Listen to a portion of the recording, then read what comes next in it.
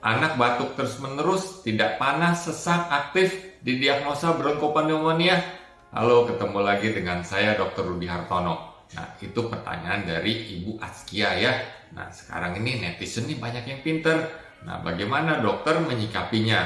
Nah, saya pribadi ini tentu mendiagnosa sesuatu berdasarkan gejala-gejala pada si anak. Pemeriksaan fisik yang ditemukan. Nah, kalau masih kurang, baru pemeriksaan tambahan. Misalnya, ronsen kalau dicuriga ada radang paru atau pemeriksaan darah. Nah, jadi setelah diperiksa, tentu orang tua diinformasikan, nih ditemukan begini, sakitnya ini, obatnya ini ya. Nah, lalu di rumah harus diperhatikan apa aja. Jadi orang tua tuh jelas. Nah, kalau masih belum jelas, nah silakan bertanya.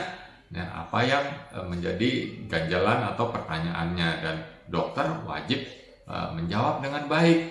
Nah, kadang juga saya juga nggak tahu, ya bilang juga nggak tahu. Nah, memang dokter itu tidak semuanya tahu ya. Kalau memang tidak tahu ya kita harus jujur jawab tidak tahu. Nah, pada kasus ini ya umumnya kalau bronkopneumonia itu ya selain batuk-batuk ada panas ya. Nah, biasanya udah beberapa hari baru terjadi komplikasi. Nah, biasanya batuk, panas itu biasanya infeksi saluran napas di bagian atas. Nah, setelah beberapa hari, nah dia bisa komplikasi ke bawah, ke paru-paru, jadi bronkopneumonia. Nah, itu juga yang ditanyakan dari Ibu Hana. Ya, jadi anaknya nggak ada apa-apa, hanya batuk-batuk. Ya, dibilang bronkopneumonia dan TB aktif.